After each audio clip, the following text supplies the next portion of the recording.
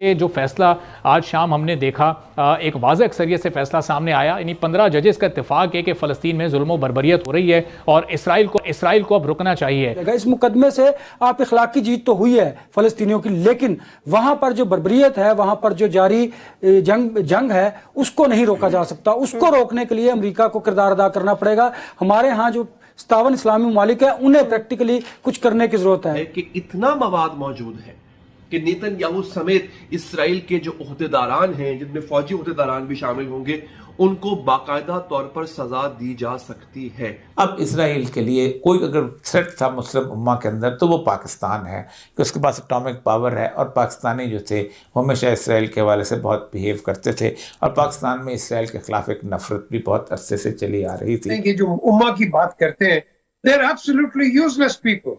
ये आपस में लड़ते हैं, तो इन्होंने क्या इस्लाम के लिए करना है? इन्होंने क्या कश्मीर के लिए कर दिया है? मुझे बताएं। जहाँ जेनोसाइड हुआ है, जहाँ प्रेग्नेंट औरतों को आपने बेनेट्स मारे, जहाँ आपने रबर बुलेट्स मारी हैं, जहाँ आपने तशद्दुद की हद कर दी, तो क्या कोई मुस्लिम बोला है? कोई नहीं बोला। ये सब मुनाफिकत है और मुनाफिक है। मेरा वीजा लगवा दें, अल्हम्दुलिल्लाह जान भी दे दूंगा उधर। इस जान का क्या फायदा जब हमारे मुसलमान के भाई के काम ही नहीं आना? फिर इस जान का कोई फायदा नहीं है। जो औकात है ना, जितनी मैं अपनी जान भी उन पे कुर्बान करता हूँ। ठीक हो गया, जो मेरे बस में है। तो देखें जी, जंग बंदी जो होगी तो वो टर्म्स एंड कंडीशन जो अमेरिका बनाएगा वही होंगी, और वो उसके बिल्कुल इंटरेस्ट में जो इजराइल का इंटरेस्ट है वो प्रोटेक्ट करने की कोशिश करेगा। क्योंकि जिस तरह हम पहले से कहते रहे हैं, Israel is a favourite child है मिडिल ईस्ट में, तो उसको प्रोटेक्ट करने की कोशिश करेंगे। तमाम मुस्लिम उम्मा जितने भी हैं, ठीक है, तमाम हम जो हैं फ़लस्तीन के साथ हैं, और हम चाहते हैं कि हम फ़लस्तीन जाना भी चाहते हैं इधर से। अगर हमें को ले जाए तो हम लड़ने के लिए भी तैयार हैं, मरने के लिए भी तैयार हैं। बीइंग मुसलमान हम एक तौर पे सिफारती तौर पर फेल हो गए, हमसे कुछ नहीं बन पड़ा। इस बात को भी तस्लीम करना होगा। नमस्कार दोस्तों, स्वागत है आप लोग का हिंदुस्तानी स्पेशल के एक और नए वीडियो में। दोस्तों, इजराइल और हमास के बीच जारी युद्ध के दौरान अंतर्राष्ट्रीय न्यायालय यानी कि आईसीजे ने इजराइल से कहा है कि वो ये सुनिश्चित करे कि उनकी सेना गाजा में नरसंहार नहीं करे और वहाँ मानवीय स्थिति में सुधारवादी कदम उठाए। अब इस फैसले पर इजराइल के प्रधानमंत्री बेंजामिन नेतन्याहू ने प्रतिक्रिया दी है। उन्होंने कहा है कि इजराइल अपनी सुरक्षा के लिए हर संभव कदम उठाए जारी रखेगा। इसके पहले कोर्ट में सुनवाई के दौरान दक्षिण अफ्रीका ने कहा कि गाजा में इजराइल की कार्रवाई से जेनोसाइड कन्वेंशन का उल्लंघन हुआ है। दक्षिण अफ्रीका ने कहा कि 7 अक्टूबर को हमास के इजराइल पर हमले के बाद से इजराइल ने गाजा पर कहर बरपा रखा है। हालांकि इजराइल ने नरसंहार के आरोपों को खारिज किया और कोर्ट में इन आरोपों को रद्द करने के बारे में बात करी। बता दें कि दक्षिण अफ्रीका ने इजराइल पर गाजा पट्टी में नरसंहार का आरोप लगाते हुए संयुक्त राष्ट्र की शीर्ष अदालत का रुख किया था। इसी याचिका की सुनवाई करते हुए अपने फैसले में कोर्ट ने आदेश दिया कि दरअसल दक्षिण अफ्रीका ने अदालत से अनुरोध किया था कि वह जल्द से जल्द इजरायली सैन्य अभियानों को रोकने का आदेश दे। दोस्तों, इस आदेश के आने के बाद पाकिस्तानी मीडिया में काफ़ी ज़्यादा जश्न मनाया जा रहा था, क्योंकि पाकिस्तानी मीडिया ने कहा कि हमने तो इजराइल को घुटने पर ला दिया। लेकिन एक तरफ ये खुशी मनाने की कोशिश की जाती है, दूसरी तरफ पाकिस्तानी मीडिया इसी बात पर ही रो रहा था कि हम OIC की जो मुल्क है वो एक साथ नहीं है। तो कहीं ना कहीं पाकिस्तानी मीडिया जो है वो दो ओर से घिरा हुआ है, कोई कुछ बोल रहा है और कोई कुछ बोल रहा है। तो चलिए वीडियो में चलते हैं और देखते हैं पाकिस्तानी मीडिया का इन सब चीज़ों पे क्या रिएक्शन है। अनवर साहब, आलमी अदालत इंसाफ के फैसले की वर्थ क्या है और नस्ल कुशी को रोकने के लिए क्या कर सकती है आलमी अदालत इंसाफ? देखिए सलमा, आपको याद होगा जब ये जंग शुरू हुई थी और हम उस दिन पहले दिन से ये कह रहे थे कि ये नस्ल कुशी का मंसूबा है जो इजराइल कर रहा है और फ़लस्तीन को डेलिबरेटली तबाह करने के लिए सारा कुछ किया जा रहा है। आज आलमी अदालत में ये साबित हुआ और उन्होंने कहा कि 1 हफ्ते के अंदर अंदर रिपोर्ट दी जाए। अब इसका जो मॉरल ग्राउंड है आप उस पर देखिए कि वो रोकने के लिए कुछ नहीं कर सकते। उन्होंने एक फैसला दिया, उस फैसले के मुताबिक इखलाकी बाइंडिंग इन पर ज़रूर है, और जो कन्वेंशन है उसकी जो करारदादें हैं उसके मुताबिक ये क्रिमिनल एक्ट है कि जो इजराइल कर रहा है। लेकिन इसके साथ साथ अगर आप देखें कि जो हम 57 इस्लामी ममालिक की बात करते हैं, अगर वो इस तरह का स्टैंड लेते तो शायद जंग बंदी हो जाती। जो 3 दिन की जंग बंदी थी, मैं समझता हूं कि वो दुनिया भर के जो इंसानियत पसंद लोग थे उन्होंने जो मुजाहरे किए, जो सड़कों पर निकले, उस वजह से इसराइल और अमेरिका पर प्रेशर गया, जिसकी वजह से 3 से 4 रोज की जंग बंदी की गई। लेकिन उसके बाद फिर आप देखें कि हजारों जो लोग हैं उनको जानों से चले गए हैं। बच्चों पर, खवातीन पर किस तरह बमबारी की जा रही है। इस अदालत के फैसले से ये होगा कि कम से कम एक्सपोज हो रहा है इसराइल और आप कानूनी इसकी कोई हैसियत बन गई है। इस्लामी ममालिक ने जो नहीं किया वो जनूबी अफ्रीका ने कर लिया, अब क्या मॉरल बाइंडिंग है इजराइल के लिए इस पर अमल दरामद के लिए, और क्या इंटरनेशनल कोर्ट ऑफ जस्टिस अपनी रिट कायम कर सकेगा?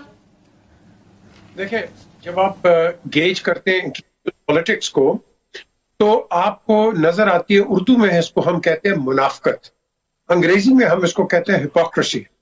ये जो हिपोक्रेसी है आज आपके सामने बड़ी अच्छी तरीके से एक्सपोज हुई है, और आई एम ग्लैड कि साउथ अफ्रीका ने एक स्टांस लिया, अ नॉन मुस्लिम कंट्री, और एक मुस्लिम बैरिस्टर ने, ये भी आप देखें। फिर उसके साथ साथ हम देखते हैं कि जो उम्मा की बात करते हैं, they are absolutely useless people. ये आपस में लड़ते हैं तो इन्होंने क्या इस्लाम के लिए करना है, इन्होंने क्या कश्मीर के लिए कर दिया है, मुझे बताएं। जहां जेनोसाइड हुआ है, जहां प्रेग्नेंट औरतों को आपने बेनेट्स मारे, जहां आपने रबर बुलेट्स मारी हैं, जहां आपने तशद्दुद की हद कर दी, तो क्या कोई मुस्लिम बोला है? कोई नहीं बोला। ये सब मुनाफिकत है और मुनाफिक है। तो आज जो ये चीज हुई है बड़ी अच्छी चीज है कि दुनिया में इंसाफ भी है, और इंटरनेशनल कोर्ट ऑफ जस्टिस ने, मैं समझता हूं कि एक बड़ा अच्छा स्टेप लिया है, लेकिन ये स्टेप पूरा नहीं है। क्या कल ये सीजफायर हो जाएगा? क्या इनकी वो जो ये जो इनकी तशद्दुद है ये खत्म हो जाएगी? नेतान्याहू ने कहा है कि मैं तो किसी तरीके से एक्सेप्ट नहीं करूंगा, मुझे तो पूरा कंट्रोल गाजा के ऊपर चाहिए, और वो अनराइवल कंट्रोल है। तो क्या इसके ऊपर कोई बैठेगा? ये एक डेवलपिंग स्टोरी है।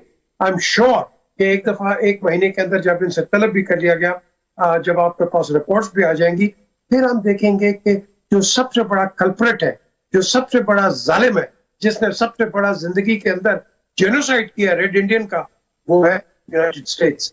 क्या हम देखेंगे क्या ये अपने रवैये चेंज करेगा? ये बाइडेन तो बड़ा बगैरत आदमी निकला है, बहुत बगैरत आदमी, कि ये खड़ा हो गया मजलूमों के खिलाफ। यार खुदा के लिए कुछ तो इंसानियत दिखाओ। इंसानियत यूरोप दिखाती है, ये बिल्कुल दहशतगर्दी और वो चीजें दिखाते हैं जो कि बारबेरिज्म के अंदर भी नहीं होता। तो अल्लाह करे ये सारी ठीक हो, और ये वक्त है कि मुस्लिम उम्मा को इकट्ठा होना चाहिए। ये वक्त है जो इस्लाम के खिलाफ जो बातें खड़े हो जाओ।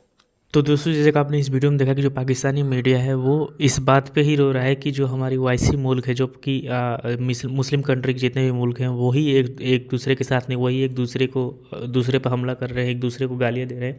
जैसे कि अभी लेटेस्ट आपने देखा कि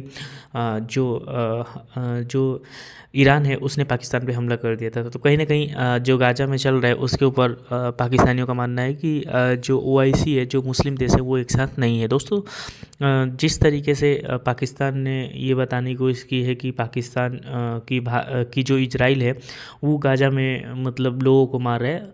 दोस्तों, ये बात तो सही है कि जो मासूम लोग हैं वो भी मारे गए हैं, लेकिन जब युद्ध होता है तो वहाँ पे जो लोग हैं वो तो मारे ही जाते हैं, और आतंकवादी उसी क्षेत्र को चुनते हैं जहाँ पे आम लोग रहते हैं, ताकि जो उनका ऑपोजिट में जो उनका दुश्मन देश है वो वहाँ पे हमला ना करे। लेकिन इजराइल में यही है कि इजराइल जो है वो वहाँ पे भी हमला करता था, जिसकी वजह से जो आतंकवादी है वो तो मारे ही जाते थे, इसमें मासूम लोग भी मारे गए हैं। कई बार ऐसा देखने को मिल रहा है, और इसी वजह से ICJ जो इंटरनेशनल कोर्ट जस्टिस है उसने ये कहा है कि जो इजराइल है ये हमें सबूत दे कि हम ऐसा काम नहीं कर रहे थे।